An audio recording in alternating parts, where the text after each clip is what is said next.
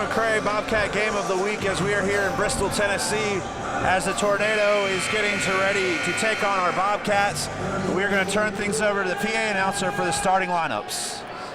Good evening, ladies and gentlemen. This is the operator signing back on. And welcome to the Student Center Complex for tonight's Conference Carolinas matchup between the Bobcats of Leeds McRae College and your King Tornado.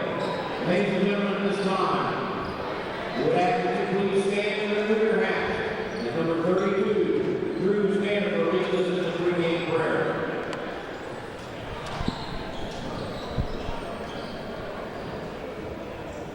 We want to thank you for this day, for allowing us to go through this game and to ride through safely. Lord, I pray that throughout this game that you keep us safe from injury. Have your hand upon us, Lord, and have your hand upon one of our key family members, Lord. Just allow us to be recovery and a peace of mind, Lord. And Lord, allow us to just remember to play this game for your glory, Lord. Amen.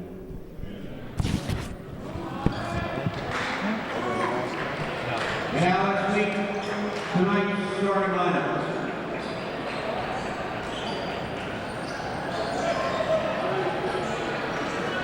First, for the visiting Bobcats of Leeds McRae College, number 6'3", junior guard from Statesville, North Carolina, Josh Gaither. Number 1, 6'4", junior forward from Winston-Salem, North Carolina, Chad Hicks. Number 3, 6'4", senior guard from Meyer, Georgia, Kendall Eisler. Number 4, 6'6", senior guard from Anderson, South Carolina, Austin Anderson. And number 10, 6'1", junior guard from Baton Rouge, Louisiana, Jonathan Honoré. The Bobcats come into the new ball record of 12 wins and 9 losses, 8-4 in conference. They're coached by Steve Harden, assisted by Keith, Mr. Jennings, Daniel Long, and Dan Eckley.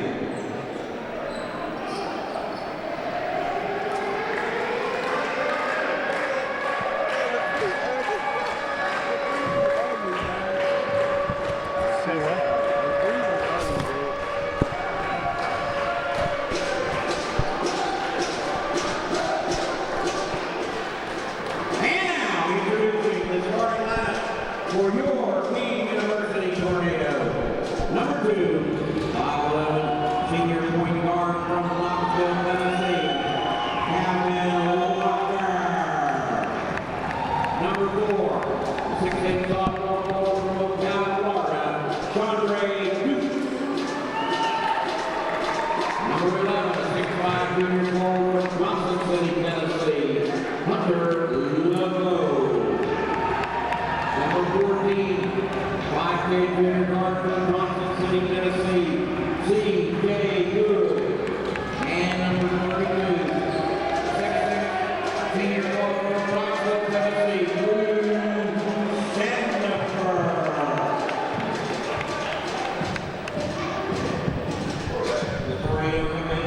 And welcome back. There's your starting lineups. We're here with Rashad Felton. Rashad, this is a big rivalry game. King comes in at 9-2 in the conference, Leeds McRae at 8-3. What do you expect for both teams out of the start? Both teams have a very specific style of play. They love to shoot threes and get up and down, press, get out in transition and get layups. I see both teams getting up and down, and both teams will need to turn over take care of the ball. So coming out here, you know, we've heard a lot about King. C.J. Good and Hunter Laveau are their scorers, both averaging more than 16. What does Coach Harden's defense need to do to slow them down? Coach Harden really needs to get them off the line, pressure them at all times, and really don't give them any open looks tonight. And one thing coming in for the Bobcats, they are ranked 5th in the nation in forced turnovers with 18.62. And it looks like we're about to get underway. 20-minute halves here. And it looks like Chad Hicks and Chandre Dukes will be taking the tip. And we are glad you could join us here on this night in Bristol as we're about to get underway. Dukes is going to tip it back to Standifer. Standifer, if you just joined us, gave us the opening prayer. Looks like the Bobcats are running a little bit of a zone defense. Rashad, what are some advantages of running zone, especially early in the game? Running zone, they get a chance to be long. They're really tall and long and athletic, so it gives them a chance to sit down and really get out on those shooters. And it looks like a three-point shot from Standifer is off the mark as Gaither's going to grab the rebound. Onro's going to push it up to Eisler. It looks like a little bit of a different lineup with Cam Red out. Looks like we got some shooters out there. And Chad Hicks from the top of the key is going to miss it, and Hunter LeBeau is going to grab the rebound. Both teams are coming off wins against Southern Wesleyan. And there's a deep three from CJ Good. Rashad, what do you do to prepare to come into an environment such as this? You really have to just be poised. I mean, it's not really much you can do until you face it. As I've said, both teams are coming off wins, both against Southern Wesleyan. Leeds McRae won 98-91. Austin Anderson on the inside. He kicks it out to Gaither. Gaither draws the defender, hands off to Eisler. Eisler almost got away with the walk there. And King forces the turnover. What did you see out of King's defense that had it working for him there? They're really solid in their defense. They sit down, they really move their feet, and that's going to be a key for them tonight.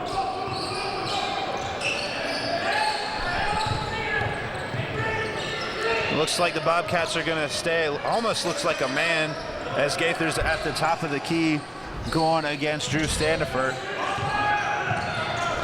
Last year, you played in this game. What do the Bobcats need to do to slow down Hunter LeBeau? You really have to get into his space. He's a great shooter, so the less space he has, the tougher it is for him to shoot the ball. And the Bobcats are going to get called for a foul there as King has an early 3-0 lead. Josh Gaither with his first foul of the game as we have 18-14 left on the clock. And the officials are having a quick discussion. As we said, this is a rivalry game. King currently leads the conference with a 9-2 mark.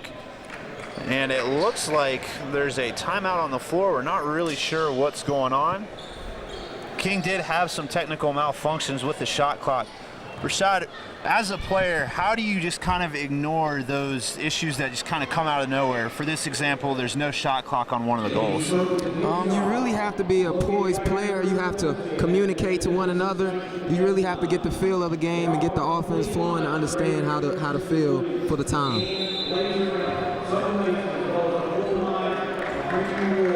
And it looks like they have figured this out, and it will be King's ball under their own bucket. Starting five for the Bobcats is Jonathan Onro, Austin Anderson, Chad Hicks, Josh Gaither, and Kendall Eisler. If you're Austin Anderson, you're a senior, but you've never played here in this rivalry. What would be some words of advice you think Coach Harden would give to him before the game? Really come out and compete. I mean, this is a rivalry game, so the intensity is going to be higher. You really have to keep your poise and really just battle until the very end. And there's CJ Good with his second three of the game. Good and efficient shooter from outside the arc at a 41.2% mark.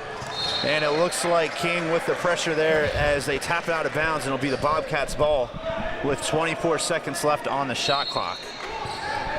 Leeds McRae comes in this game 12-9, 8-3, as they split last week with Erskine. Anderson with the jumper, and that is going to be off the mark as it looks like Calvin Walker is going to get the rebound. Looks like Good is open again. That ball in and out, and Gaither, and it looks like Standifer fight for it, and it's going to go the Bobcats' way. So King stakes themselves to an early 6-0 lead.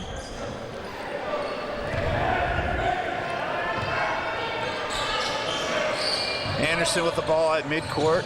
It looks like King's doing a lot to pressure. What is one thing as a player you have to know what to do in breaking pressure such as that? You really have to have your head up. The defense will pressure you, so being poised and having your head up, making the easy pass is always key. A little touch foul there by Hunter LeBeau and Austin Anderson. And both teams have one foul here in the early goings of this contest. Anderson, a transfer from Presbyterian, Division I school in the Big South. Eisler kicks out to Anderson. Anderson from deep, and he splashes it. What experience at the Division I level do you think Austin can transfer down here to this style of play? You really have a very skilled player, a very knowledgeable player, so he definitely can bring the poise and the knowledge that we need. And a big block there by Laveau on Kendall Eisler as the Bobcats were pushing the tempo. And King currently holds the lead 8-3 with 16:59 left. The Tornado will go to the bench first as they will bring in Jordan Omagabihin, and I believe he is listed as about 7'1", and he is just towering over Anderson. Eisler inbounds the ball. Anderson looking for somebody down low, kicks it around the top of the key to Honore. Honore, Chad Hicks cutting through the middle. Honore back to Anderson. Anderson back. Bobcats doing a great job of moving the ball around. As Josh Gaither gets it with a little jump shot there. That's off the mark. And Eisler is going to draw the offensive rebound and create the foul. So what is one thing the Bobcats are going to have to do to take advantage of the size disadvantage that King's putting on the floor? You really have to get the ball inside. You got to work inside out when you have the size advantage and really get good shots out of that. And both teams come in highly ranked in the nation in three-point shots made and three-point shots in general.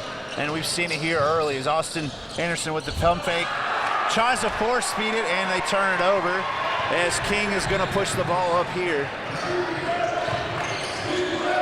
And that is James Scales making his first appearance. Scales for three, and he is going to splash that, and that's going to cause Elise McRae to cause a timeout, their first of the game. So King currently holding an 11-3 lead with 16:21 on the clock, and we're going to stay here given it is a 30-second timeout. Rashad, what have you seen from both teams so far? King has really come out and got great shots. CJ Good is on fire right now. Elise McRae has really been pretty sloppy right now, not talking on defense. Offensively, not really being poised. They really have to step it up or this game's going to get bad. And the Bobcats turn around this weekend after this contest, and they welcome Barton on Saturday, and that will be taking place in Williams Gym at 4 o'clock. What do you think Coach Harden's telling his players during this break? He's telling them to pick it up. The intensity is in King's favor. They really have to really pick up the effort and start talking on defense. Chad Hicks to inbound the ball, and it looks like the Priest Lynch and Jordan Turner have come in for the Bobcats. This is kind of flip the script. Last year you played in this game, this year you're unable to. Last year LaPriest sat out, this year he's able to play. What do you think's going through the junior's mind as he gets on the court for the first time? He really wants to be aggressive. LaPriest is a great player, great scorer, and really just pick his teammates up. And speaking of, do you think he'll be able to carry that momentum that he had from Southern Wesleyan with those big dunks and three-point shots? Yes, I do. He's always an aggressive player. He finds ways to be active on both ends of the floor, so I do think he'll be able to continue. Honore misses the three-point shot, and King pushes it. It looks like Chad Hicks got a finger on it and knocked it away from McQuell Jackson, appearing in his 20th game. He made 4 starts on the season. 15:46 left on the clock. Elise McRae looks like they're going back to the zone. Jordan Turner out pressuring the ball. It looks like the Bobcats have their long team in there, and it looks like they're outside shooters.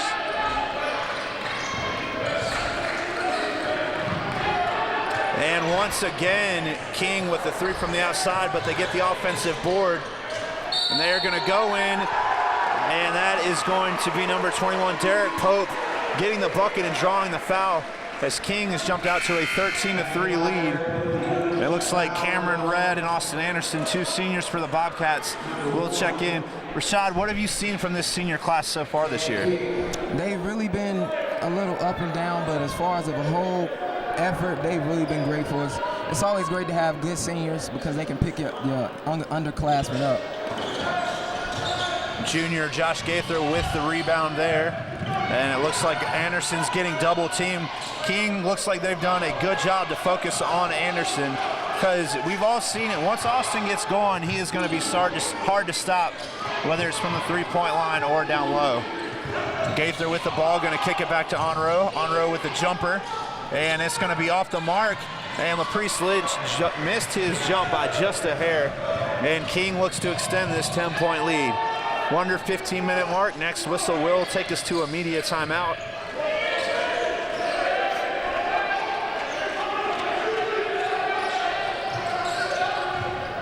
Cameron Red in for the first time. He's another senior that we were talking about. And we'll come back and talk about Cam Red and see what the Bobcats have to do. 14:35 on the clock. King leads 13-3.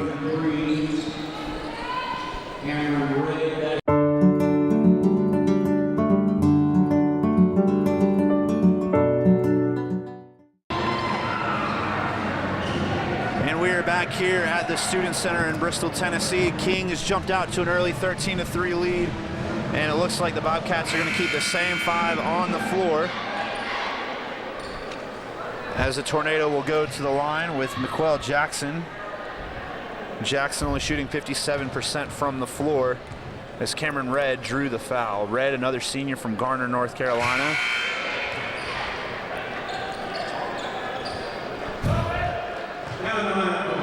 And Calvin Walker going to be back in.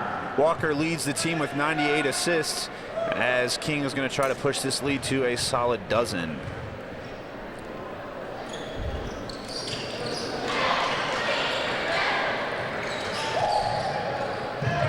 Gaither gets the ball in as King looks like they're going into a full court pressure situation here. Really trying to disrupt the Bobcat offense here early. What does LMC need to do to get some points on the board?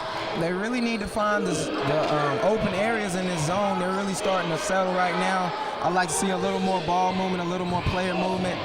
That'll definitely be good for the Bobcats. And LaPriest Lynch has that ball poked away from Walker as King dribbles baseline, going for the layup. Cameron Red with the board. One thing the Bobcats have been known for is runs, and I mean they've had some pretty impressive ones, in-game runs throughout the year. But it looks like King's out to an early start. Lynch with the drive, but draws the foul, so he'll go to the line for a pair of free throws. That is his first. Team foul number 3.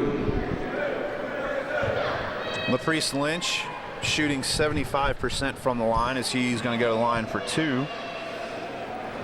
And the first one will rattle in. Darius Malbon and Kendall Eisler come in. What does Darius Malbon bring to the table? Darius Malbon is a good defender. He's also an excellent player in transition. He finds his shot and takes good shots. Seems like both teams have had players in and out here in the early goings. What's the advantage of rotating 10 to 12 players in the game this early? You keep fresh bodies for if you want to press or really get up and down, and it's also a way to get your players poised if they're not playing well.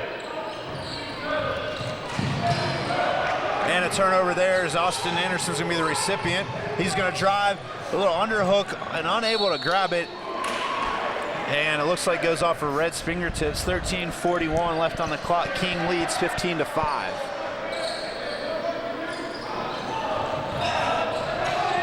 And Anderson almost had another turnover there.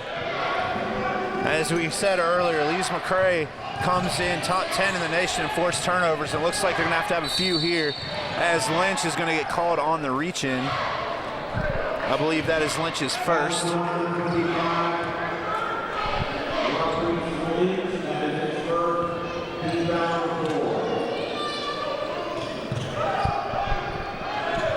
And it looks like Hunter Laveau, the man that they say fear the beard down here in Bristol, is going to be checking in.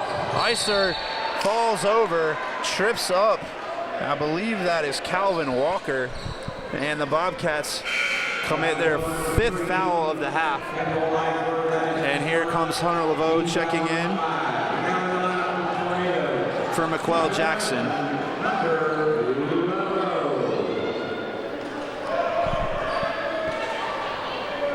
And it looks like LaPriest Lynch is having a friendly word with the official. So Lynch, Anderson, Eisler, Red, and Malbon on the floor for the Bobcats, as Lees McRae is down by 10. Bobcat bench getting riled up just a little bit, trying to spark their team here.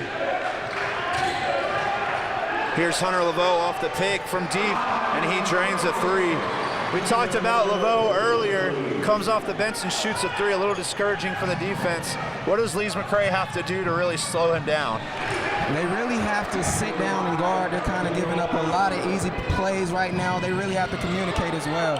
As it looks like they're double teaming the ball, and that is going to leave Owens open right under the bucket for the easy layup. Looks like Lees McRae is a little off kilter right now, but Eisler with the layup. That's back-to-back buckets for the senior from Winder, Georgia. Cam Red down low, hand in the face, but a good move by Owens. Owens comes in averaging 6.7 points per contest. Lynch backed over in corner in front of King's bench. Lynch with the drive, and he gets blocked by Owens. So Owens with 4 points and a block off the bench for the Tornado. Malbon with the steal and the breakaway. And he is gonna drive, get the bucket and the foul. Good job by Darius Malbon. And it looks like a hockey game as King's gonna go a complete line change minus Hunter Laveau. LaPriest Lynch will go to the bench as Avery Wallace will check in. Avery, you've known Avery for a couple years. How has he responded from that scary injury last year? Avery has really been a great addition to the team. He always brings effort and energy. He's a very good defender. He gets in passing lanes, and he's really been a great asset this year. As Malbon will complete the and one play, 22-12 with 11:57 on the clock. Malbon guarding the ball. Wallace is down low. Going against Chandre Dukes. Dukes leads the Tornado with in blocks on the year with 22. So a big guy to be reckoned with. Eisler playing Laveau close. 7 left on the shot clock. Bobcats doing a good job. Standifer, jumper. It's going to be off the mark. However, Tornado gets a rebound, and it looks like the Bobcats forced a jump ball. Great job by Darius Malbon, coming in and impacting the game early and often.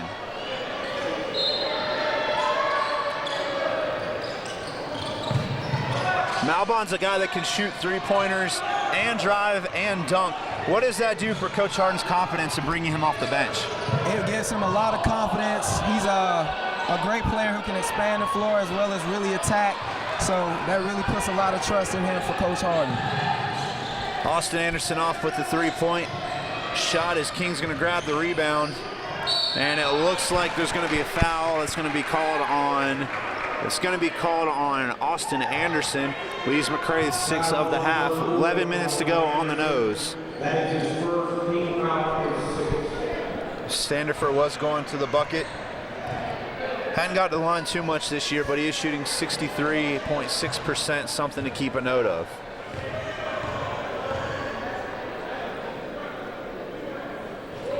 First one is going to trickle in. Surprisingly, no subs there.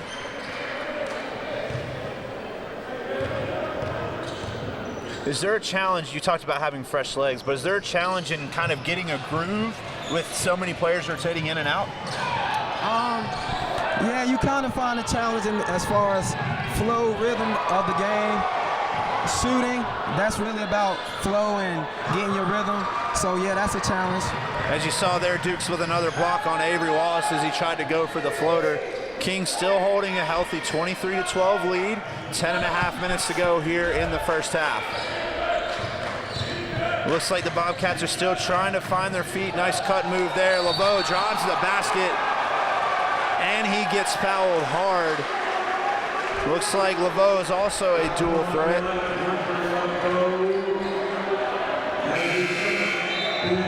Excuse me, they're going to get Laveau on a charge, so no bucket, and Laveau commits his second foul. What does Lees McRae need to do to take advantage now that Laveau's in foul trouble?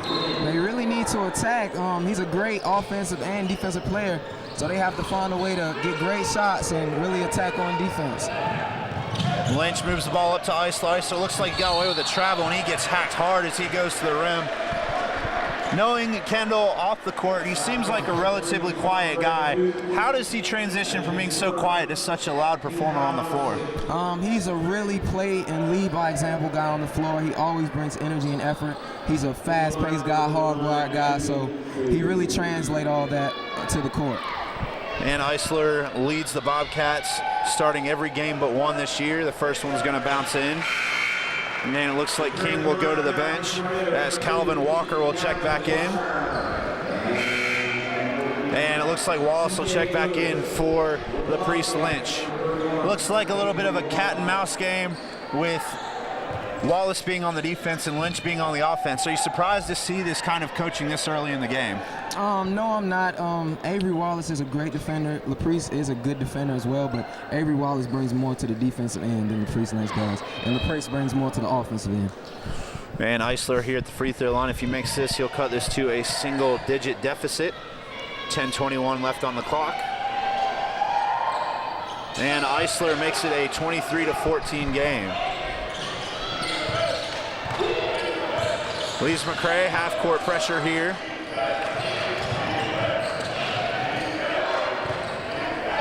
And their Kings doing a good job of moving the ball around as they kick it out. Looks like back out to Walker.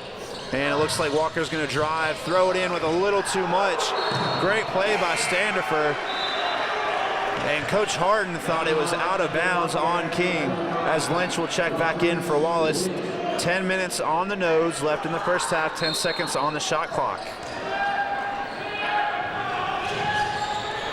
Nice bounce pass there, Standifer over to Walker. Walker pulls the three in front of Cam Red. It's off the mark. And the Tornado comes up with the offensive rebound. What is offensive rebounding? How does that change the tempo of the game when you're able to grab boards offensively? It really takes the effort out of the defense. It tires them out. They have to play defense for another 30 seconds, which is really tiring. And it looks like Dukes out-muscled Lynch there as he grabbed the rebound and went back up. And here goes Malbon streaking down the floor. He is off the mark. Honoro and Gaither checking back in for the Bobcats as the next whistle will be a media timeout. King launches the three off the mark. Defensive rebound by Malbon as he's pushing the tempo. Here's Eisler driving to the hole, kicks it out to Lynch. Lynch pulls up the three, and that's going to be off the mark, and that's going to go out on King. So we're going to take a quick break. 8:58 left. King leads 25-14.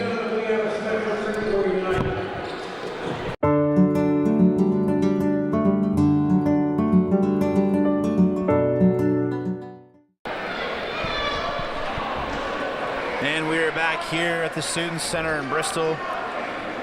Right now, Rashad King leads 25-14, halfway through the first half. What's your thoughts on just the tempo of the game so far? It's a really fast-paced game right now. Both teams are great at transition and pressuring each other. Both teams really are playing hard and aggressive. King has been a little more efficient than Lees McRae. Lees McRae really needs to be more efficient and take care of the ball. And Kendall Eisler to inbound the ball here, as he's going to get it to Anderson. Anderson doubled up in the corner. Anderson throws it back to Eisler. Eisler fumbles it, but he ends up with it, drives, goes against the big man, and is off the mark. The referees are letting him play a little bit. And it looks like King's going to pull another three, and that is going to be another deep shot from C.J. Good. Good 77 three-pointers made on the year. Here's a three-pointer from Eisler. It is off the mark. And it looks like King and Priest, and there's going to be a foul there. And it looks like the official may have missed that one, as the Priest Lynch is going to get called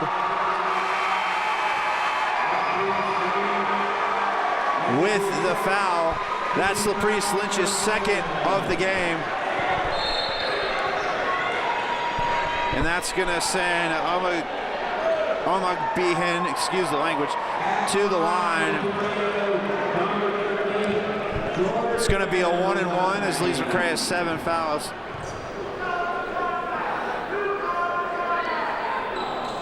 And he is going to be terribly off the mark as Anderson grabs the rebound. Honore pushes the ball up. Here's Lynch, wide open three, and he's off the mark. Gaither with the offensive rebound.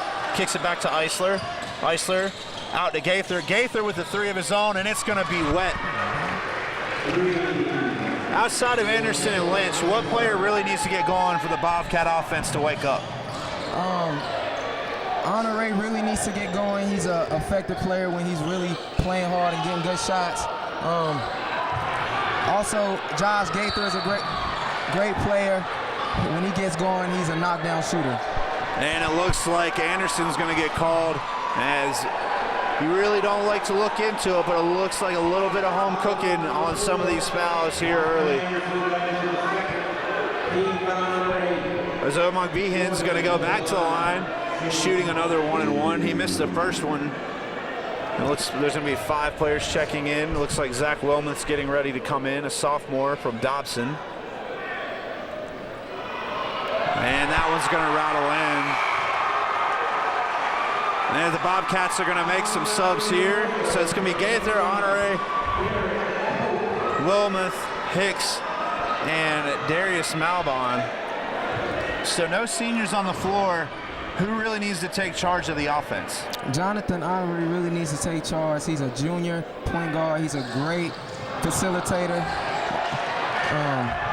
Yeah, he really needs to take charge of this game. And another offensive rebound by King here. It looks like the Tornado is kind of controlling the pace of the game as they lead 29-17 with 7.5 minutes to go here. And Chad Hicks is not going to allow an easy bucket, as he will commit the foul, put the big man back on the line. He's only shot 6 free throws coming into the game, so he just matches season total.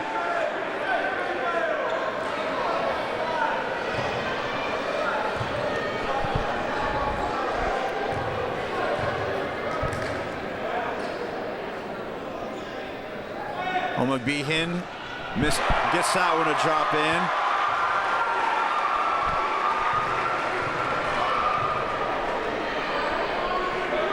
So Zach Wilmoth, the 3-point threat, comes right off the bench. Are you going to try to get him on this possession, or just let him get his legs under him before you start dishing him the ball? You definitely want to let Zach find the feel of the game. He's a great knockdown shooter, but he has to find open looks. Malbon getting doubled. Honore to Gaither. Gaither pulls the 3, in and out. Hicks misses a tip back. However, he corrals his own rebound. So Bobcats trailing by 13. Malbon with the 3 of his own, and he splashes that.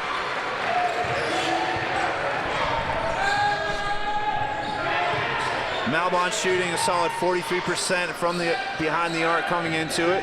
30-20 contest with 7 minutes to go here in the first half. King responds, misses a 3. Malbon with the board. Honore to Hicks. Hicks across to Wilmoth off on the 3. And King grabs the rebound.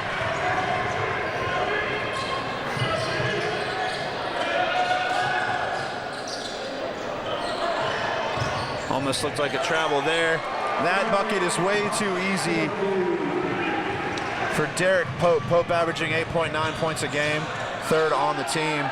What happened with the Bobcat defense on that breakdown? Just lack of communication. Lack of communication and lack of defensive effort right there. As Wilmoth with the putback and another 3-pointer. And that is going to be from Pope. So the Bobcats came into the game knowing that they were a 3-point team, but getting a little bit of taste of their own medicine. What are they going to have to do here to end the first half without giving up too many more threes? They really have to talk on defense, move their feet. That's key for the game. Wilmoth draws contact, but no whistle there as he misses the 10-footer. And Wilmoth with the foul as Pope goes up for the alley-oop. And another 3-point threat, and Keegan Crabtree about to check in for the Bobcats. As much as Keegan and Zach's play are the same, how are they different? Zach is more of an aggressive driver. He's more athletic than Keegan. And Keegan's really a spot-up shooter. He's more of an efficient shooter than Zach is. And Pope's going to go to the line here. 64% on the year coming into tonight's contest.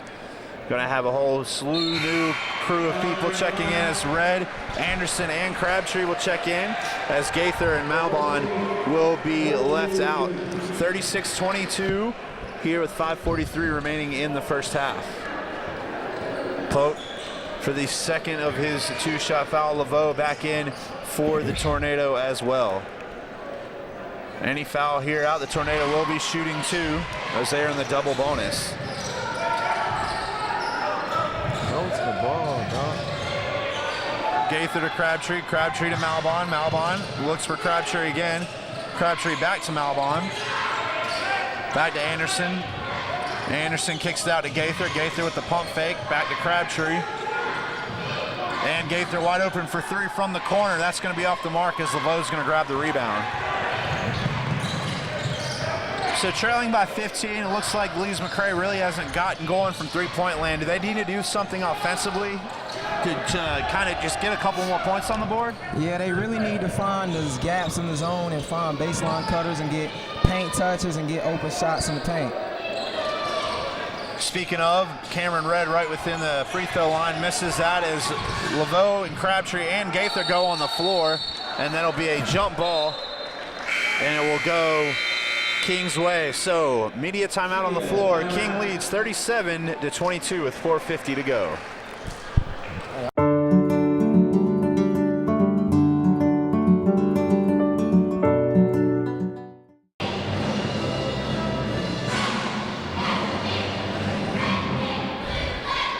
And we are back here, last media timeout of the first half.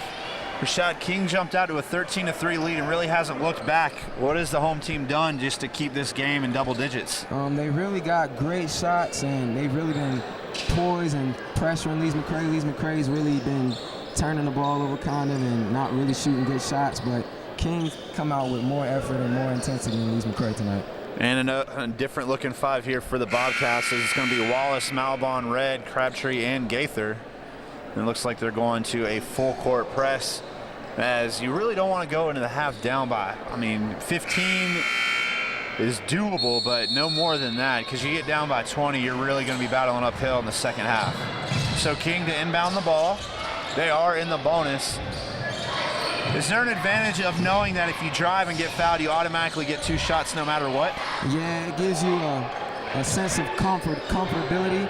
Really take good shots, and if you drive and get fouled, then that's 2 points that you can get for free. 10 seconds left on the shot clock as Gaither and Wallace are up top. Gaither switches over to LeVeau. And LeVeau's going to find himself wide open. Drills the three and the foul on Crabtree. So Lee's McRae played great defense for about 28 seconds there. As Crabtree draws the foul, that is his first, and Anderson's going to check back in.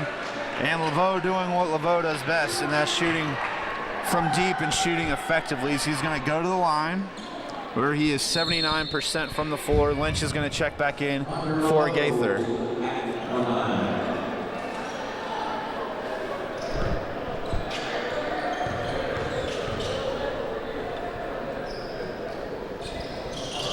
As that's going to be off the mark as Lynch will grab the rebound. Lee's McRae is going to need to put a little bit of a run together here to keep this one within arm's reach through the half, but it looks like the pressure is really getting to him. What is one thing, if you're bringing the ball up, that you have to do to break the full court press? You really have to look for open players, because if someone's getting trapped, and that always leaves a man open. Standifer from way downtown, that's going to be off the mark. Crabtree with a good rebound. Cameron Red with the last bucket for the Bobcats there, as they've cut the lead down to 16. Here's Anderson driving out to Crabtree. Crabtree getting guarded by LeVeau. Darius Malbon with the head fake. Malbon mid-range jumper, and that's going to be off the mark. And a little bit of a wrestle, and it's going to be Bobcat ball.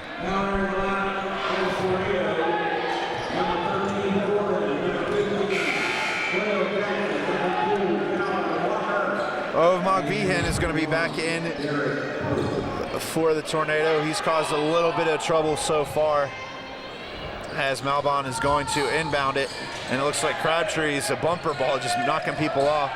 Cam Red to Crabtree. Crabtree against the big man, and is going to miss it just by an inch. So it looks like out of that immediate timeout, the Bobcats have come out a little bit more aggressive. Would you agree with that? I agree. Coach Harden's probably been really prepping them to really pick it up and really get their hairs back into the game. And it looks like Crabtree's going to go to the line for a pair. Crabtree has played in every game this year, as he's going to miss the first free throw. But that was only his 7th free throw attempt of the season. Free throw shooting is kind of a hidden art. What do you have to do as a player to always be ready to take one? You really have to have confidence. It's all about confidence. I mean, you practice this all your life, so it's really not technique. It's all about confidence and pulls. As Crabtree misses the second one, as the Bobcats still trail by 16. And it looks like King does a good job moving the ball around. As Lynch is going to get his hands in on it and create the turnover. And Avery Wallace is going to check back in. So LaPriest Lynch forces the turnover there. What was your first impression of seeing LaPriest play this year? He really came out. I knew he was capable of his scoring explosion, but the way he's impressed me, he's really just been a smart shooter. He's really taken smart shots, and that's really impressive from him. He shoots a lot of shots, but he really makes them. Cam Red dishes out to Lynch. Lynch, a redshirt sophomore. Avery Wallace for three, and that's going to be off the mark. Lynch gets tall, but not able to grab it, as it looks like McQuell Jackson is going to earn that rebound. So one thing going into the half the Bobcats are going to have to work on is rebounding. And it looks like here, like their shooting's gotten a little bit better, but right now King still holds a 40-24 lead. And Standiford is gonna drop the ball in. Cam Red with great defense and the rebound. And it is going to be King's ball as Cam Red slaps the floor. Cam's probably one of the most intense players that I've seen here at Lees McRae. What is it like in practice with him? He's really the backbone of the team. He's always the energy guy. He picks us up with his voice. In practice, it's if you're not going hard, he's going to let you know about it, and it just makes you play harder. Standiford at the top of the key with Honore. Jackson, and it looks like there's going to be a foul, and it's going to be called on Darius Malbon. So King is in the bonus the rest of the way. Looks like CJ Good will be at the line shooting a pair. That's Malbon's first of the game. As Good will shoot a pair. Good splashes the first one.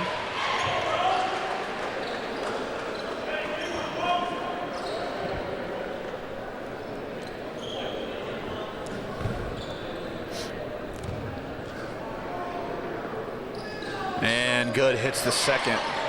So King came into this game at 14-5, Lees McRae at 12-9. King up by one game on Lees McRae in conference standings in this contest. Eisler with the ball up top behind his back move. Three-pointer to Lynch. Lynch buries it, and it looks like Lynch is getting going as he has 5 points on the night. Turnover here would be huge for the Bobcats. 1:50 left here in the first half. Malbon in on the ball, and it looks like there's going to be Eisler wrestled the ball out. So Eisler's going to force the turnover thanks to the possession arrow. And the officials are going to have a word about it.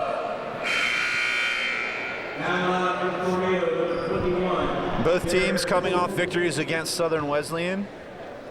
King won 102-57 on Friday, and the Bobcats defeated the Warriors. Lees McRae won 98-91 on Friday, and then King defeated them 102-57 on Saturday. Lees McRae's women lost earlier tonight. Lynch dishes off to Red. Red off on the mark.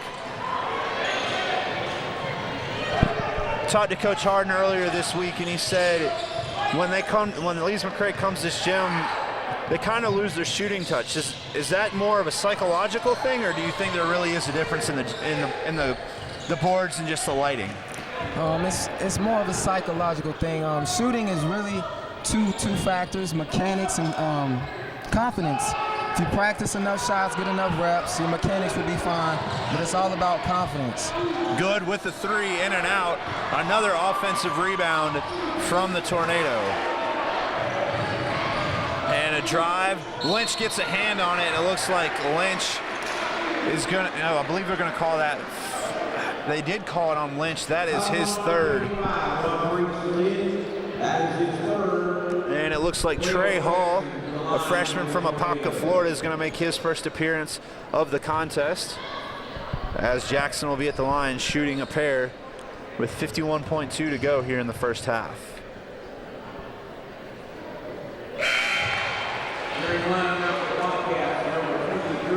So Lynch to go to the bench, probably for a good part of the start of the second half as well with 3 fouls. Standiford is going to check back in for Derek Pope. So 51 seconds left on the clock. Looking towards halftime, what's Coach Harden's message to the team? Finish the quarter, finish the half out strong. You really want to get a couple good shots going and get a couple stops and see what happens. And what's his message to the team going into the second half? As Hall comes right in and gets fouled hard. Good job by the freshman. Fouls on 15-12 Jackson. That is his second. Second on Jackson, as Hall will go to the line and shoot 2. A lot of talk about this team has been the senior leadership, but tell us a little bit about the freshman. Trey Hall is an explosive scorer. He's really smart, has great touch, great shooting ability, and he's a great finisher. And one player we haven't seen yet is Jack Frank. What does Jack bring to the table as well? Jack brings a big body, an aggressive body, a really gritty player. He's a great offensive and defensive rebounder. He's just a great post player. And one player we're not going to see this year is Marcus Anderson due to the red shirt, and he will be a redshirt freshman at the start of the 16-17 season. Lees McRae's cut the lead to 14, 34 seconds on the clock. Standiford with the ball up top as Malabon guards him. Here's Jackson. Jackson's going to look for good in the corner. Standiford gets red in the air. And the Bobcat bench is pretty excited. And what a pick right there. And no whistle as Mac Owens knocks down a shot. Kendall Eisler got floored. 7 seconds left. Honore out to Eisler. Eisler with the drive. Floater in the middle. Eisler shots off as Standiford grabs the rebound. And we will head into halftime as King leads at 45-29. And we'll be back after the break with stats in the second half outlook.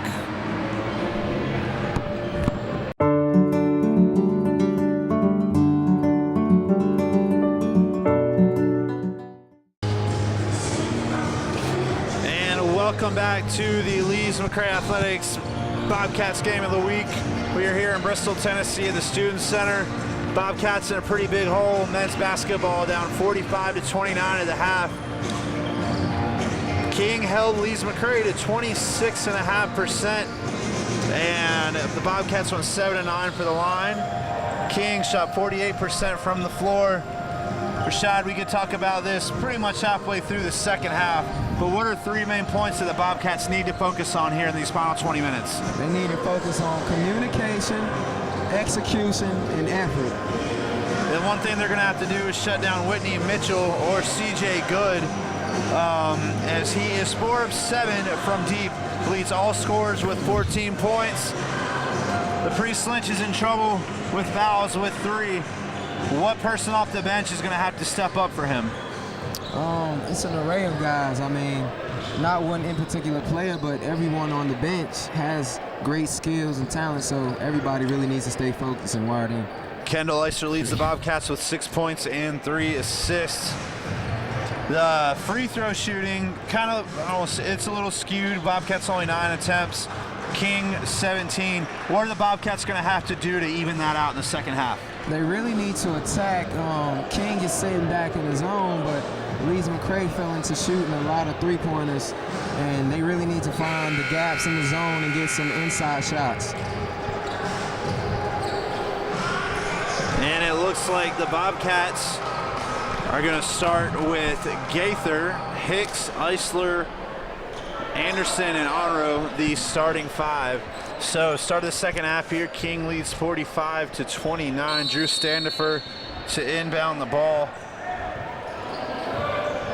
Oh my goodness. And CJ Good leads the team, both teams with 14 points. Good job by Eisler to get the ball. Good pass by Gaither. Onro with the layup. Quick 2 points by the Bobcats after a good defense.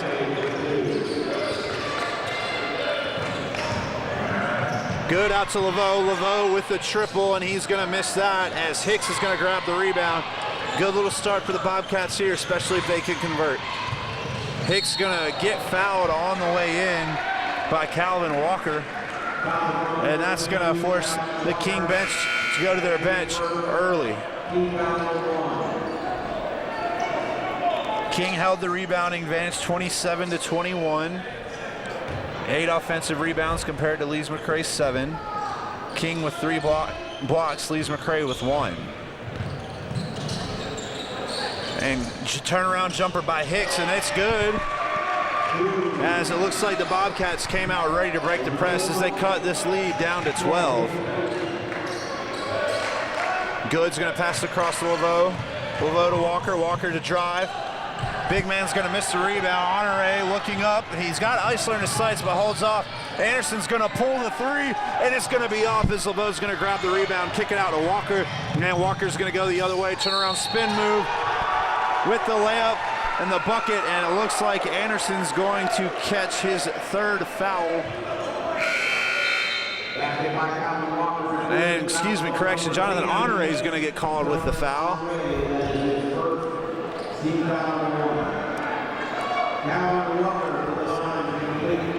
So offensively, we noted the Bobcats just kind of need to knock down their shots, no way around it. Defensively, what do they need to do better? Defensively, I saw a lot of lane line drives. They weren't really communicating, a lot of open threes, and that's not their style of play. As Walker's going to miss the front end, or the second shot, Anderson's going to grab the rebound. Hicks going to turn it over to Laveau. I think it's more on the pass from Honore. Nonetheless, Walker looking into, Kendall Leah. Staniper's going to spin move, go in for the layup, and misses it.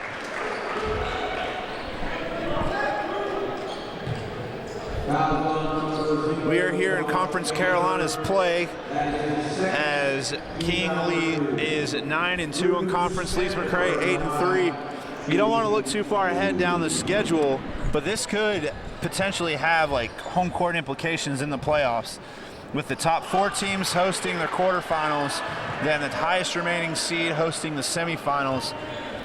If Lee's McRae were to lose this game and go 2 games behind, what's coach's message going to be just through the month of February to try to get that number 1 or number 2 seed? Really to finish out the season. Our goal is to win the month, so they really need to finish out the rest of those games. As Gaither's going to tiptoe on the midcourt line, passes it back to Honoro.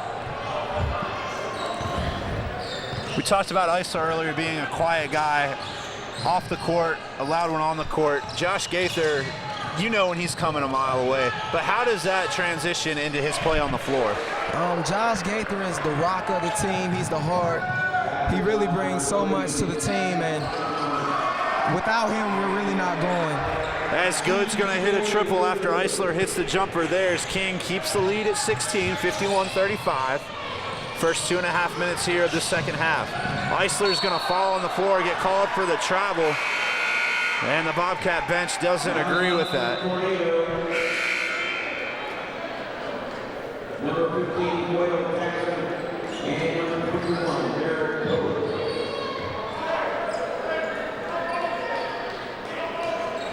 Now, one thing that you'll hear everybody tell you, no matter how new or old they are to the game, you don't want the officials to impact the game, but at a certain point you have to think it creeps into the players' heads. What do you do as a coach just to make sure that that doesn't happen? You really have to keep your team ready. You always want to be in a position where referees do not affect the game, so being poised and being really intense and ready to go, it can help you in limiting that factor. Walker with the spin move. Hicks whiffs on the block as he's going to get the bucket, as King is still shooting about 50% on the game here. And the Bobcats have eked up to about 32% on the night. Anderson with the drive, gets the ball poked, and it looks like there's going to be a foul on Walker before the shot is off. And that's going to bring in Laveau, Omahian, and I believe that's McQuell Jackson.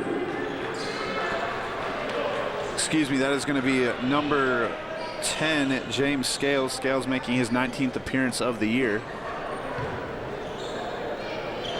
Gaither to inbound the ball. Long pass to Honore. Honore getting double teamed by Good at the top of the key. Hicks with a turnaround jumper. and that's going to be off as the big man's going to get the rebound. It looks like the Bobcats have been working the ball inside a little bit more with the first few couple buckets. So when a team starts knocking down shots on the inside, how does that affect your three-point game?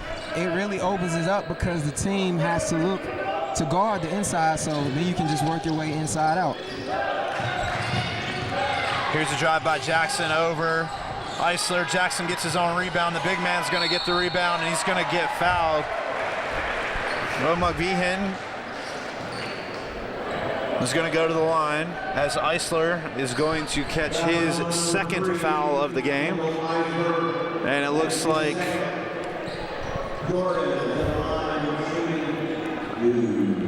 looks like Red, Lynch, and Malbon are going to come back in the game. Keep an eye on LaPriest Lynch. He already has 3 fouls in the contest. First free throw is going to be off the mark. We talked a little bit about Lynch. We've talked a little bit about Cam Red. Austin Anderson, other than his senior leadership, what kind of who does he remind you of as like a player compared to a professional? Austin Anderson reminds me of Manu Ginobili. You know, Okay. they're both lefties, but they both have a smooth game. They're both intelligent players, and he's really a knockdown shooter. As the big guy's going to miss both free throws. Here's Lynch getting double teamed, finds Eisler. Eisler going to kick it out to Honore. Honore with the pump fake back to Eisler. Eisler's going to get blocked by Laveau, but there's going to be a foul called on the play. And that is going to be Laveau's third. So 2 leading scorers in this game with Lynch and Laveau have 3 fouls as King currently leads this 53-35 with 16:20 to go. Eisler to step to the line for a pair.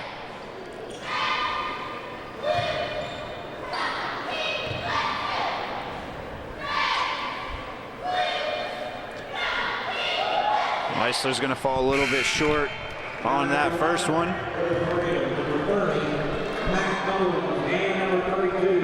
As Mac Owens is going to step back on the floor, as will Standifer. Both teams with 3 timeouts remaining, 3 fouls committed here early action of the second half. And that one's going to be off just a little bit as Owens is going to get the rebound. Good job by Malbon anticipating that pass. Malbon, good give and go to Honore. Honore leans in, gets the bucket as well. Player we did talk about early in the game was Malbon. What do you think of his performance so far tonight? He's really been aggressive on the defensive end. It's really helped the team pick the intensity up, getting out to some transition layups.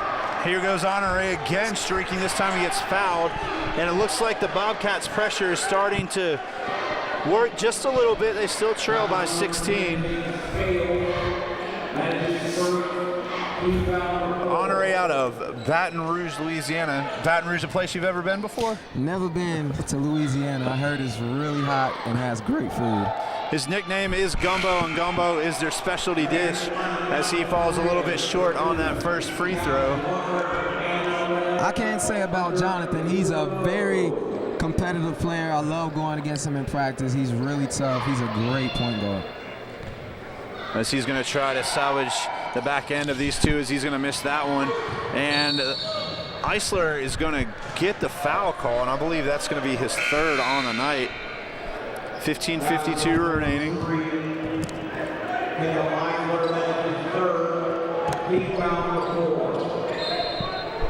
And Eisler leads the Bobcats with 8 points, and he's still on the floor with 3 fouls. So Lynch and Eisler both on the floor with 3 fouls. You don't want to start thinking about foul trouble this early in the half, but the way at the pace this is going, it could be a real possibility.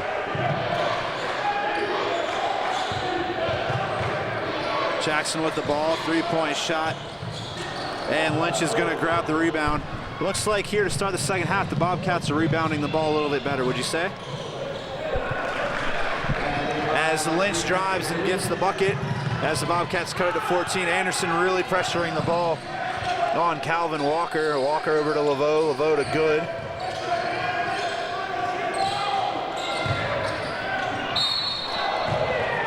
And Cam Red didn't like that call. And I believe that is going to be That's going to be Cam's second. Red's fighting a knee injury, but he's been playing very well tonight so far. Mac Owens at the line to shoot a pair. Came into tonight shooting 68%.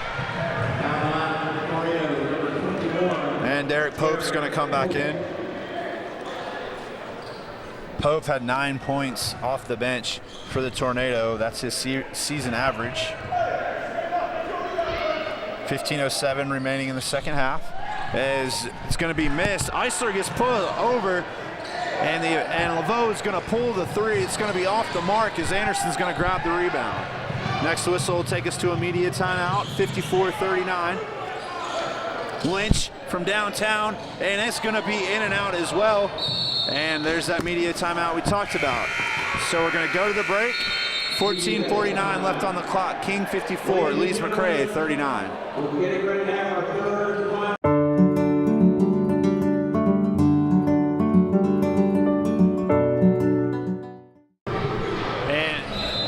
And we are back here.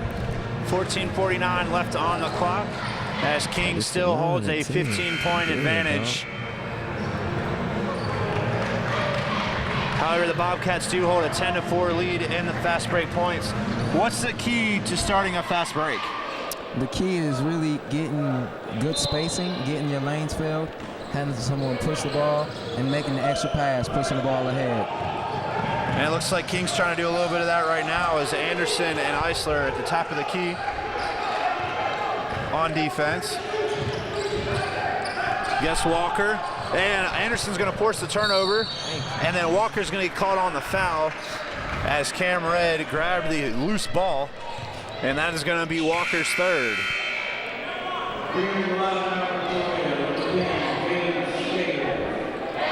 Bobcats as a team 72% from the free throw line.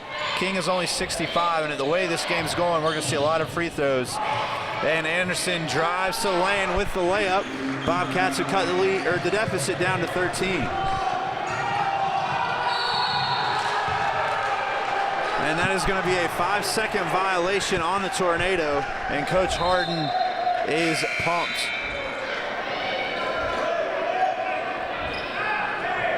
What are those little turnovers, those dead ball turnovers? How does that spark a team that needs to make a run? That's really great momentum for the opposing team. As Malbon's going to shoot the three, and it's going to be off the mark as Good's going to grab the rebound. As you were saying? It's really great momentum swing for the other team.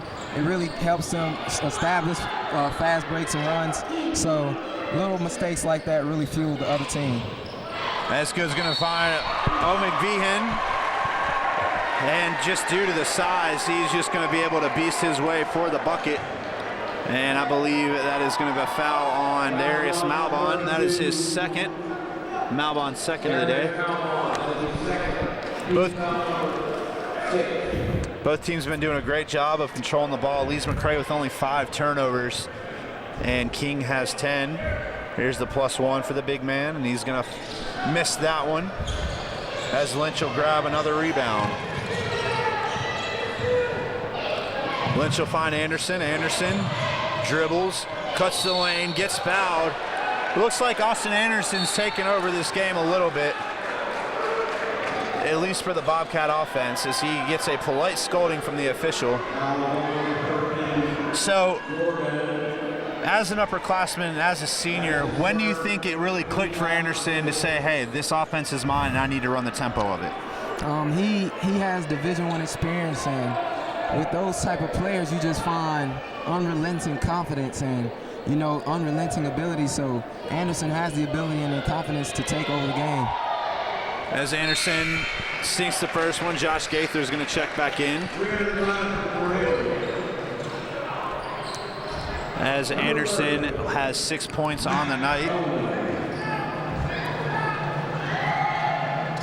As he will hit the second one. Bobcats still trail by 13. Haven't really been able to make that push quite yet to cut it into single digits. However, it is coming. Here's Laveau on the outside. Malbon playing great defense at the top of the key.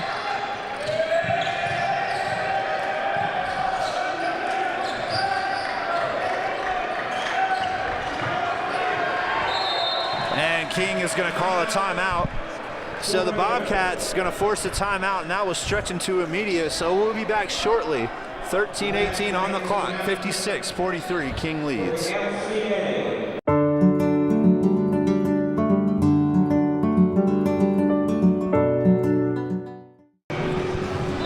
And we are back as King has called a timeout. Rashad, 4 seconds left on the shot clock. Is there a play you can draw up for something that quick? Of course, there's always stagger screens or screen-to-screener action. You really just want to confuse the defense and get an open shot. Well, hopefully it doesn't work out this time as the Bobcats are on defense. Laveau to inbound the ball with Lynch in his space. Bobcats open for a 5-second call. Standifer back to Laveau. Laveau's going to pull the three, and that's going to be off as Lynch is going to grab the rebound. Great defense by the Bobcats. As Lynch dishes to Anderson. Anderson is going to get a charge called on him.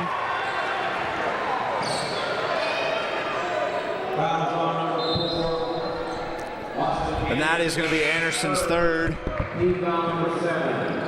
And that will give the Tornado the ball after a good defensive stop. Anderson a little too aggressive there, grabs the charge and his third foul. Still a lot of time left in this ball game.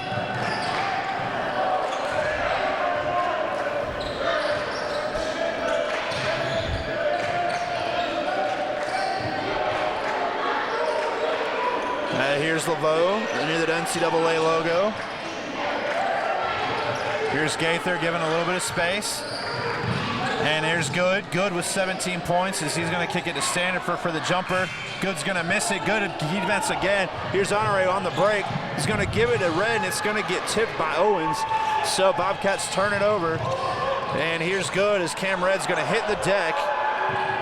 And Good's going to shoot the three. Airballs it completely.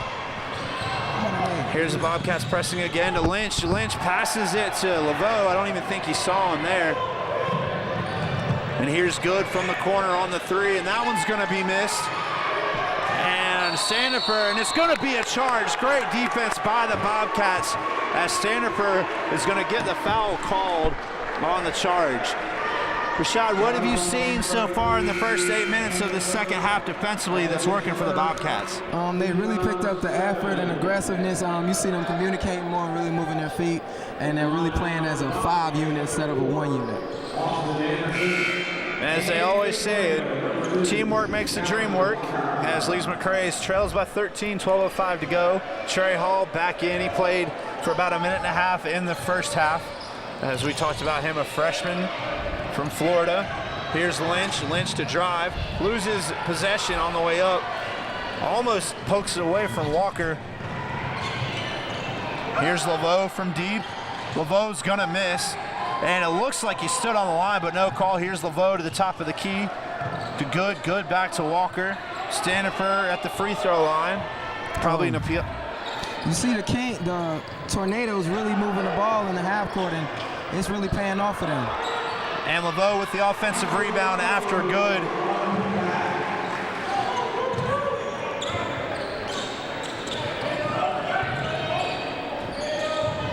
Eisler getting ready to check back in. Here's Hall. Not sure I didn't get it travel there. Takes it to the dish, and he's going to miss it as Good's going to grab the rebound. So here's Good for a triple from Walker.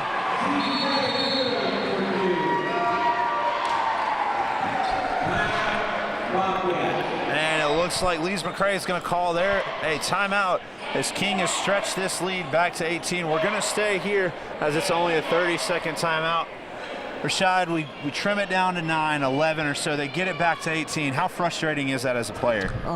You see a lot of missed assignments and broken assignments for the Bobcats, and the Tornadoes are really just playing their game. Lee's McRae has really not been playing their game tonight. So 11 minutes to go here.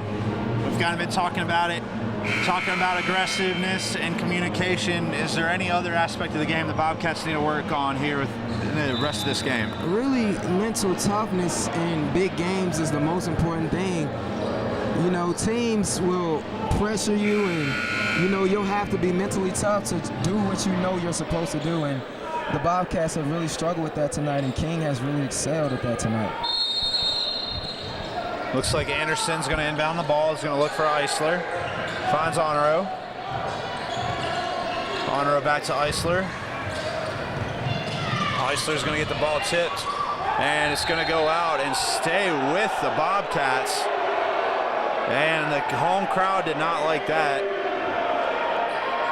as it looks like Anderson is going to kick it over to Honoro. Honoro for three. That's going to be off. And King again with the rebound from Walker. Anderson tried to get a poke on it there.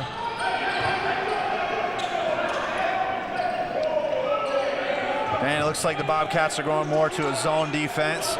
And it looks like it worked a little bit as they forced a turnover.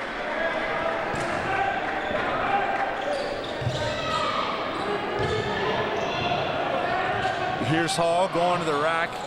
Little jumper, and he's going to miss. Get his hand, caught up there with Dukes.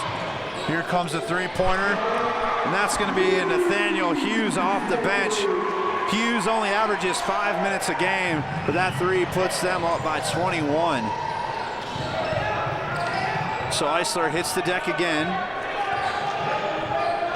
as it looks like there's going to be three Bobcats checking in. Anderson with the three of his own misses everything, as the next whistle will be a media timeout. King trying to extend their lead. They're up 21 as we speak. And it looks like Hall got beat, as there's going to be a foul, as Derek Pope will be shooting two. 9:48 left on the clock. King leads 64-43.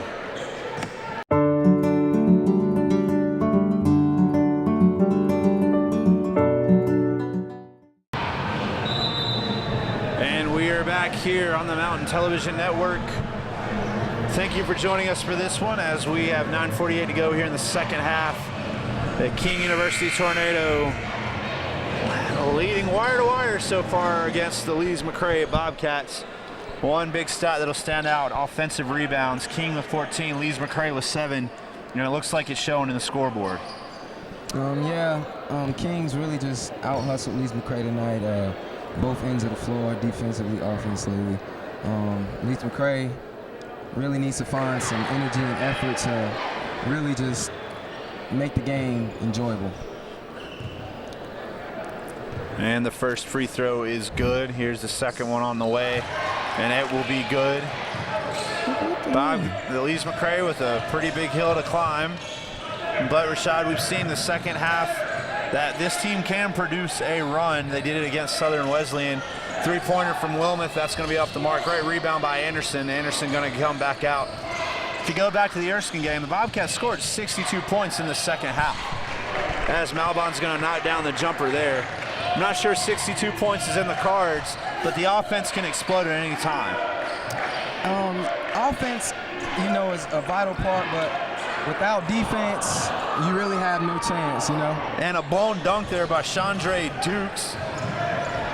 Maybe the Bobcats can get a little bit of work off of that, as Hicks going to drive with the floater, as Chad Hicks with the bucket. Chad Hicks, a junior from Winston-Salem. We haven't really touched on him much. What kind of player is Chad Hicks in your eyes? Chad Hicks is a great IQ player. He has great skill. He just brings a lot of open space into the floor. Hicks with another rebound right there, as Anderson's going to push it up the court. Bobcats are going to need a little bit of a run here, and it should probably start now. Malbon's open in the corner. Eisler doesn't see him. Here's Anderson. Anderson off yet again. And it looks like there's going to be a rebound there by Pope. And here's Hughes for another three. Misses everything, as Anderson will get fouled as he grabs the rebound. So Hughes, who doesn't play much, 5 minutes a game, comes in and airballs a three. A little bit of a break there for the Bobcats. And DeQuell Jackson grabs his third foul. Eisler and Malbon leading the Bobcats, 8 points each. CJ Good doing what CJ Good does do. 20 points tonight. He came in averaging 16. Anderson's going to make the first of a 1-and-1. Both teams with a pair of timeouts remaining, 8:15 on the clock.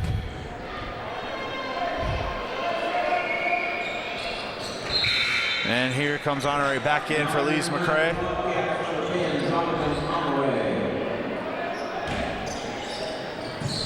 And it looks like the Bobcats are going to work a little bit of full court pressure here. And here's Gaither on the double team, and it works as Honoré is going to get the pick. And Gaither going to kick it out to Hicks. Hicks for three, and it's going to be a little bit short. King moving the ball up. Malbon sticks his hand in there. Here's Laveau. Laveau with the jumper, and it's going to be good as well. Laveau's been kept pretty quiet.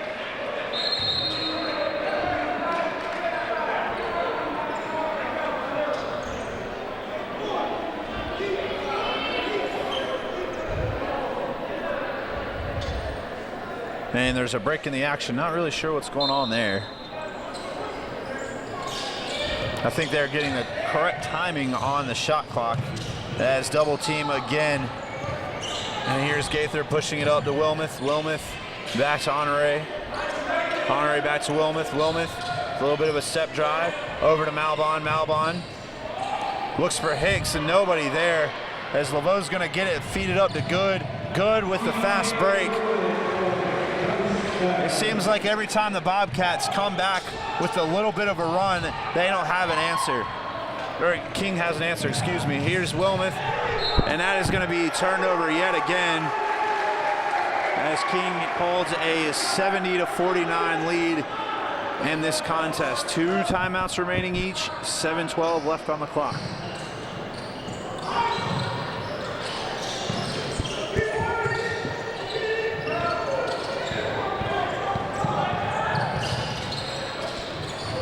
Good to Owens, a little bit of a breakdown in defense there.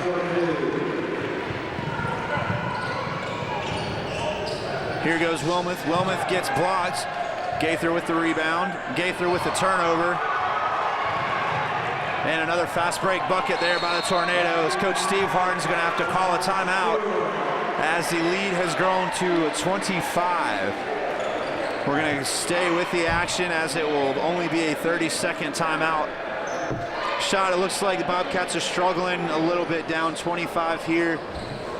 The comeback is almost insurmountable. You don't want to give up on it yet. What do they need to do in this last 7 minutes to leave here with their heads high? The last 7 minutes, you really just want to see competing and giving it all you got. The score doesn't matter at this point, so really just go out and hustle your butt off. And Lise McRae will be facing another stiff test on Saturday as they welcome Barton at 4 p.m. at Williams Gymnasium. Coming into tonight's play, Barton was 9-3, Lise McRae 8-3 in conference play. Jordan Turner back out for the Bobcats, as is Keegan Crabtree.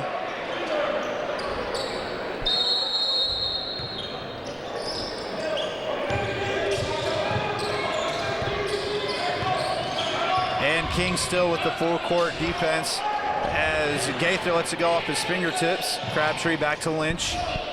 Lynch calling the head tap.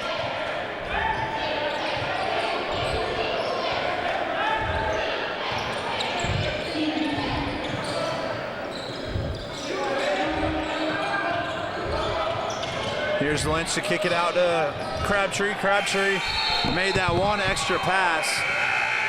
And here comes Austin Anderson. Crabtree had the wide open look, but decided to dish it off to Gaither as the shot clock expired.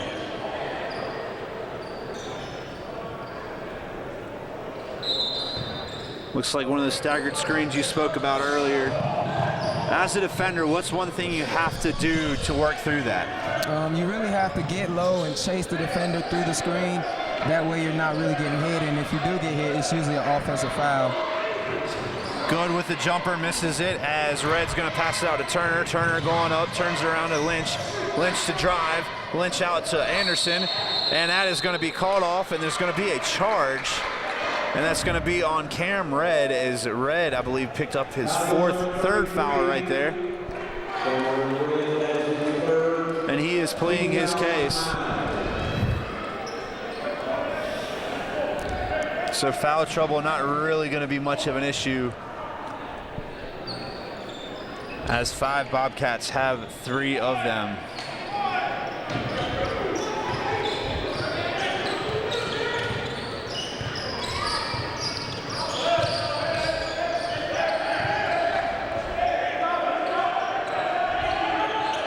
Good to Laveau. Laveau with the turnaround jumper as he makes that one.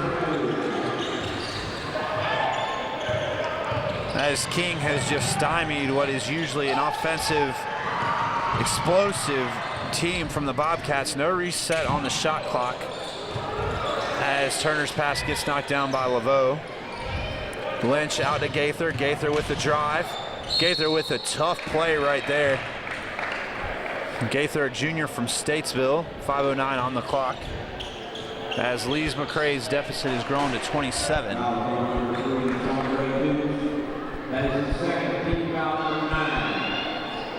Here's Gaither at the line to shoot a pair. First one's going to be good.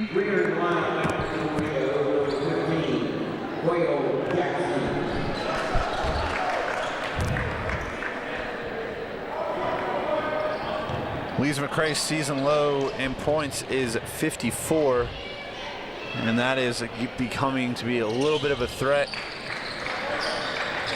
as they have 51 with about 5 minutes to go in the ballgame. That 54-point outburst actually came in a win on the road in Puerto Rico after they put up 60 the day before. Here comes a three-pointer from Laveau. Laveau's going to miss it. Another offensive rebound. He's going to step out of bounds, and we are going to go to a media timeout.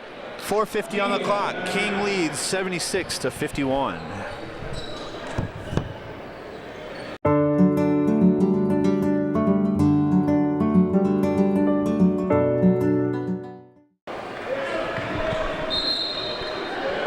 And we are back here on the Mountain Television Network. The last 5 minutes of play here in Bristol. It has been all King all night.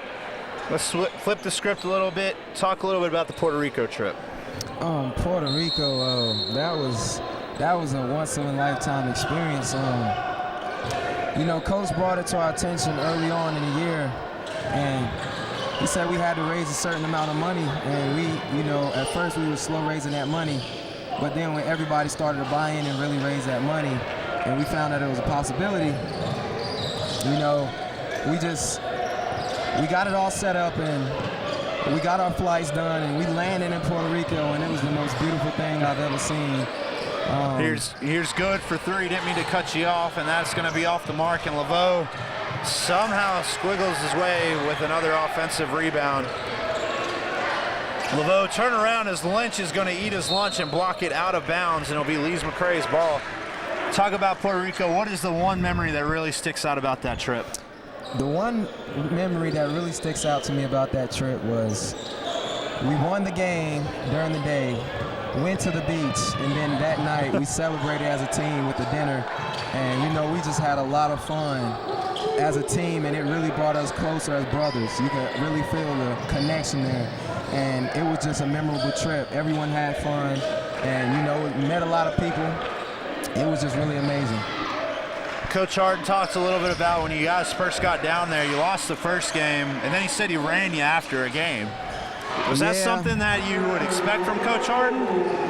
No, I feel like we came into the trip a little bit cocky. We had just came off of a win, and the team didn't look up to par. You know, they didn't look like they were as athletic as us, and they were short. And we kind of took that for granted, and they were really skilled, and they just played hard and beat us that game. So it was a unfortunate event, but we deserved to win after that game. As Good pulls another 3. Lynch with the rebound. As King has continued to just open this game up as they lead by 29. Honore with the 3 as that's off the mark. Cam Red still in there fighting hard. Lynch has the offensive rebound, is going to get fouled. 2:55 left on the clock here. Rashad, what does that mean to see that not only your coaching staff, but the athletic department cares about the student athlete to send you guys on a trip like that? It really just solidified the trust and the love that the coaches have in us, and really just the responsibility that they put on us for that trip. You know, it really, for the guys who've been here with Coach Harden, he's done nothing but go above and beyond for us, and it just really, I feel like, fuels a fire for us to play hard for him. And the Bobcats, even though they're trailing 27 here, you can still see feisty play from Lynch and Cam Red and all the Bobcats there. As a player, how do you rebound from a tough game like this? You know, you really have to, after the clock hits 0, you have to understand what really just happened, and it's about learning from it. You know, you can't move backwards from a game like this. You really have to move forward and take the next day, the preparation for the next game serious, because you really have to bounce back from a game like this, and it really just takes moving one day at a time. Darius Malbon checks back in for LaPriest Lynch as Hunter Laveau with 15 points. CJ Good leading all players. He's about 20-25 deep. And it looks like King is just going to try to bleed a little bit of clock as Turner making the most of his minutes, and Crabtree touches the ball as soon as it went out of bounds. 2:39 left. Well, the one thing that we do know is that King still has to come to us. I'm not sure if you remember that game last year, probably the highest intensity game that I've seen in my Lee's McRae career. So what are the Bobcats going to have to do when King comes to us in a couple weeks? I can recall a game my freshman year. We beat King here at King, and you know, it was really the setup to our season that we thought. And then they came home to our place and they really beat us pretty bad. So the next year, we lost a close game at King, and the game at Lee's McRae was really, you know, it was so high energy. You know, you're so hardwired to just be into that game. But the steps we have to take to really, you know, have a better chance of beating them when we come home is just mental toughness. We really didn't show mental toughness tonight. As Turner is at the line shooting his second free throw. King with a healthy lead, 81-54. A little under 2.5 minutes to go here. Turner with the bucket. So even the score as it be, for players like Jordan Turner to get some quality minutes against a quality team, what does that do for his confidence as a player coming off the bench? I've learned from experience that the little time you do get, you have to use it to your advantage. So this is a time to really do things that you know you should be doing and really work on things you know you should be working on. And as far as confidence, it just gives you a feel for the game. So the next time you get in, it's not as nerve-wracking. As King is going to the line, I believe that's Jackson to shoot a pair. Cam Red's going to go to the bench.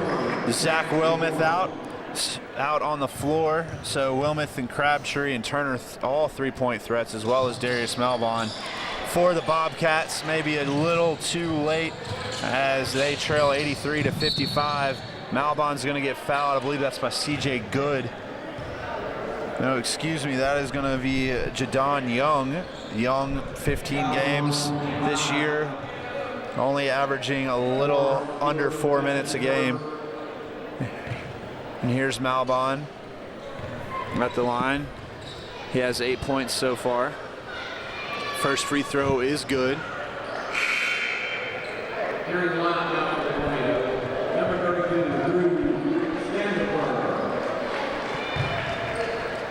So another, outside of just kind of putting this one, you got to have a quick memory, just kind of forget it. Lee's McRae in their last 6, they've alternated wins and losses. So with the loss here, you expect to win on Saturday against a tough Barton team. Other than getting mentally prepared for it, what do the Bobcats have to do to take home a win on Saturday? It's really about execution when you really need it and understanding the situation of the game. Really, I feel like the downfall to this game was defensive end. You know, we gave up a lot of easy shots and didn't communicate very well. So really for Barton, we have to fix the defensive end. And speaking of Turner, a guy that comes off the bench, making the most of it, drains a 3 right there as the Bobcats have got 60 points there. Jackson to the rack hard, blows by the Bobcat defense. as we have about 90 seconds left in this contest. So barring a miracle upon miracles, King will go to 15-5 and 10-2 in the conference. Lees McRae is going to go to 12-2, 8-4, and Turner with another 3 as Wilmoth fights for the rebound, unable to get it. Lees McRae will host Barton on Saturday, and I believe King will host Mount Olive on Saturday. Mount Olive right there in the thick of things, as they will be tied with Lees McRae 8-4. So February is going to be a tough month for everybody, and a couple tough games to start here for Lees McRae.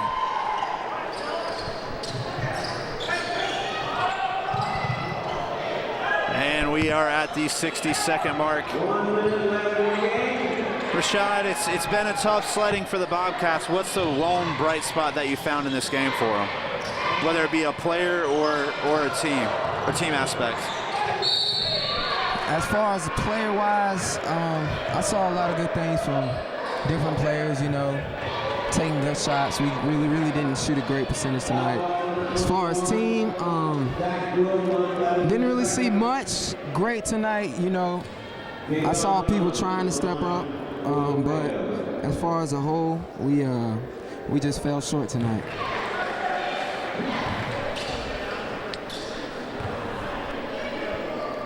The Lees McRae softball team will be in action tomorrow night down the street in Jefferson City, as they will take on Carson Newman. As we are in the final moments of this one, King got out to an early 13-3 lead and really never looked back, as they lead this 87-60 with 39 seconds to go. Coach Steve Harden still coaching his team up on the sidelines, as Turner hits another one. He's got 4 points here in the last few minutes.